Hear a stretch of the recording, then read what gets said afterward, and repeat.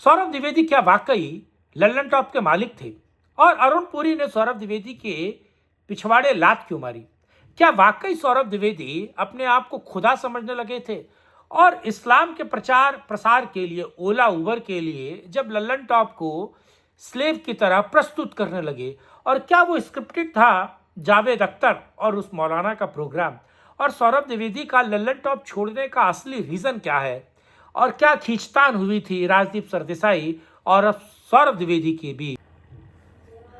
नमस्कार, मैं कुमार श्रीकांत आपका स्वागत कर रहा हूं यूपी न्यूज लाइव में। आज ये पहला वीडियो है और दरअसल इस वीडियो में मैं बात करने जा रहा हूं लल्लन टॉप के सौरभ द्विवेदी को लेकर। तमाम कयास और तमाम बातें आपको सोशल मीडिया बता रहा है कि दरअसल लल्लन टॉप के सौरभ द्विवेदी ने चैनल को बाय बाय क्यों किया, और अगर चैनल के मालिक सौरभ द्विवेदी खुद थे तो फिर उनको चैनल छोड़ने की क्या आन पड़ी?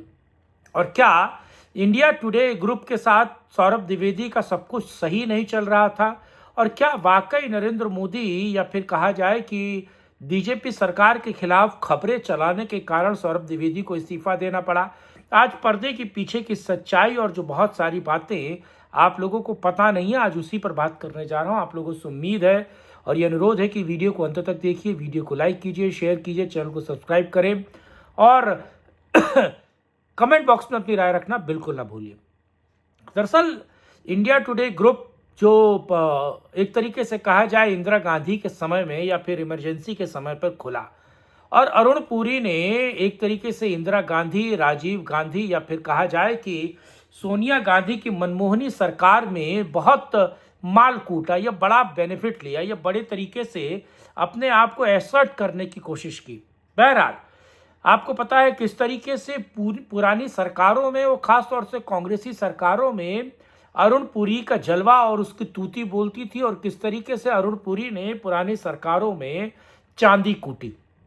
2016 के समय में एक व्यक्ति है जिसका नाम है सौरभ द्विवेदी, जो कम्युनिस्ट है और खास तौर से जेएनयू प्रोडक्ट है। वो किस तरीके से आइडिया लेकर आता है और लल्लन टॉप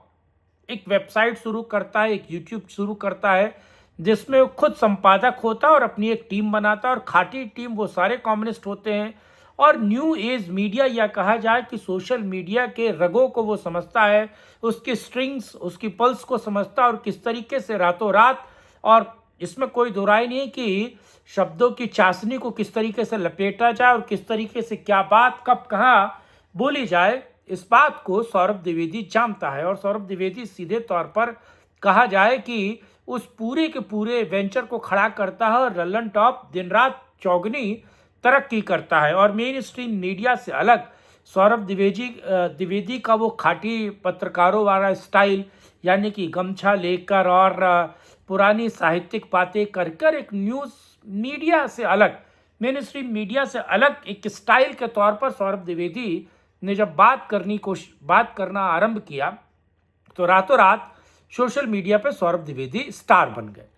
और इसमें कोई दो राय नहीं है कि सौरभ द्विवेदी और उनकी टीम ने बहुत बेहतर मेहनत की, भले वो कम्युनिस्ट हो, खाटी कम्युनिस्ट हो, और कम्युनिस्टी एजेंडे को किस तरीके से प्रस्तुत किया गया। इस बीच इन दिनों कहा जा रहा था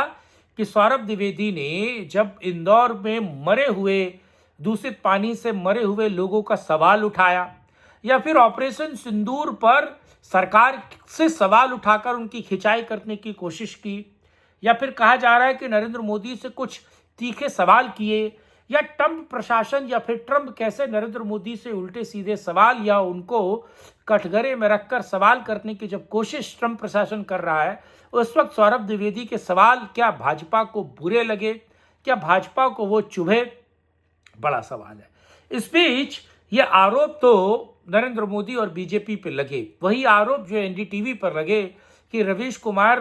को चलता कर दिया एनडीटीवी ने, और पुन प्रसून वाजपेयी और वो धान गेहूं एक्सपर्ट अभिषेक शर्मा भी खलिहर खैराती हो गया। तो क्या सौरभ द्विवेदी के खलिहर खैराती होने का कारण बीजेपी और नरेंद्र मोदी है?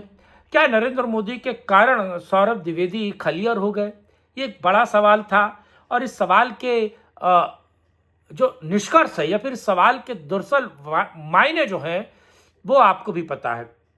किस तरीके से 6-6 7-7 घंटे का इंटरव्यू सौरभ द्विवेदी आमिर खान के साथ करते हैं, किस तरीके से सोनाली बेंद्रे को माय डियर कहते हैं और किस तरीके से हाल फिलहाल में एक बॉलीवुड की अभिनेत्री के साथ,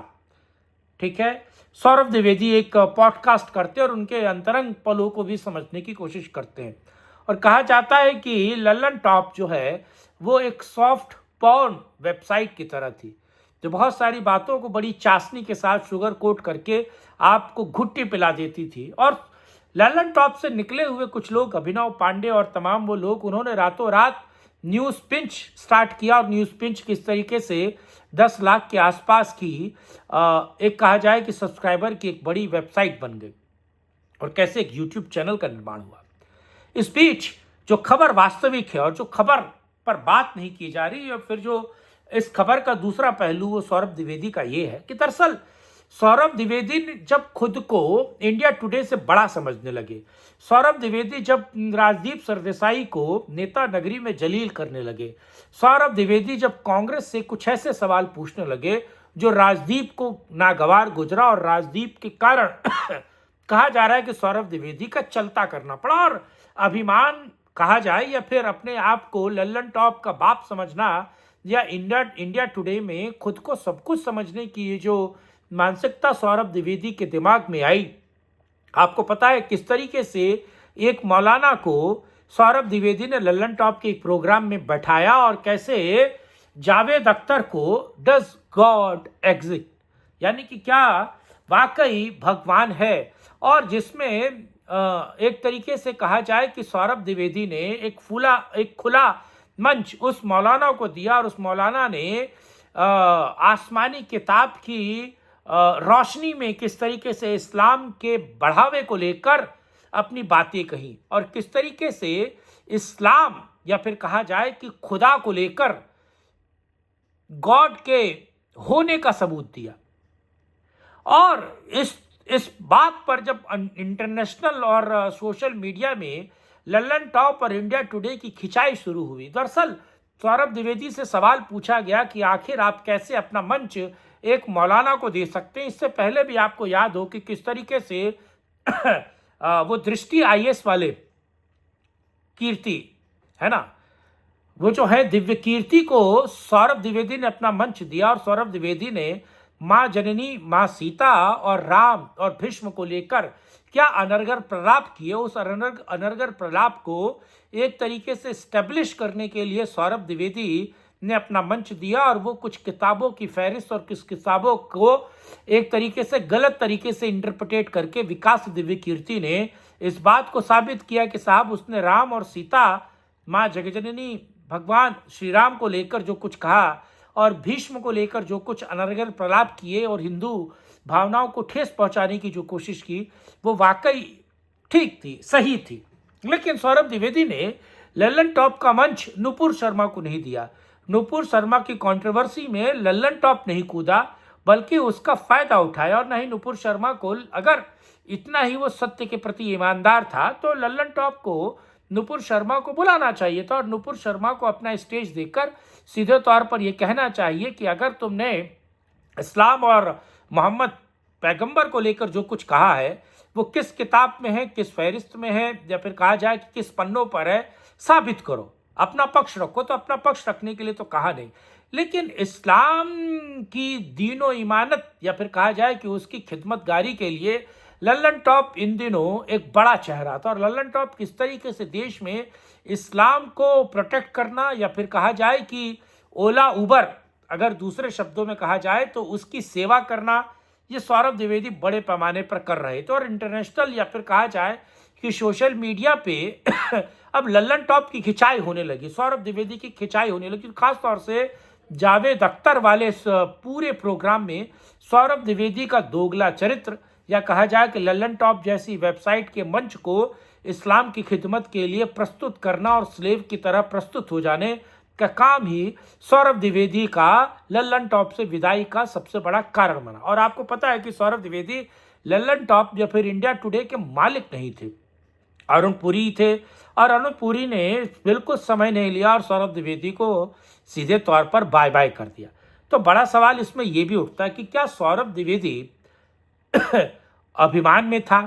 क्या सौरभ द्विवेदी खुद को इंडिया टुडे से बेहतर और बढ़िया समझने लगे?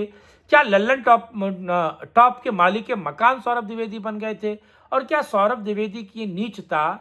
का परिणाम भी रहा? बहरहाल सौरभ द्विवेदी इन दिनों लल्लन टॉप की मंच का इस्तेमाल करके खुद को सोशल मीडिया या फिर कहा जाए कि समाज में स्थापित कर चुके थे, और कहा जा रहा है कि सौरभ द्विवेदी ने अब बॉलीवुड का रुख भी किया है और अपने लगातार प्रोग्राम्स में वो जिस तरीके से कहा जाए कि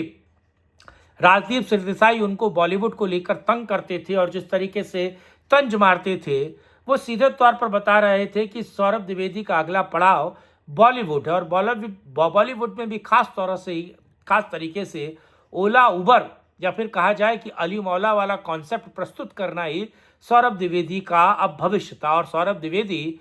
फिलहाल आराम कर रहे हैं, मौज ले रहे हैं और बहुत जल्दी आपको बॉलीवुड की फिल्मों में एक अभिनय करते हुए या फिर एक निर्देशक के तौर पर या फिर पोस्ट प्रोडक्शन या फिर कहा जाए कि एक स्क्रिप्ट राइटर के तौर पर गाने लिखने वाले ये बहुत सारे अलग अलग मंचों पर दिखाई देंगे। यानी कि लल्लन टॉप में चांदी कूटी और चांदी को इनकैश कराने के लिए वो सौरभ द्विवेदी बॉलीवुड पहुंचे। बहरहाल ये वीडियो आपको कैसा लगा कमेंट बॉक्स में अपनी राय रखिएगा। वीडियो को लाइक शेयर, चैनल को सब्सक्राइब कीजिए। तब तक के लिए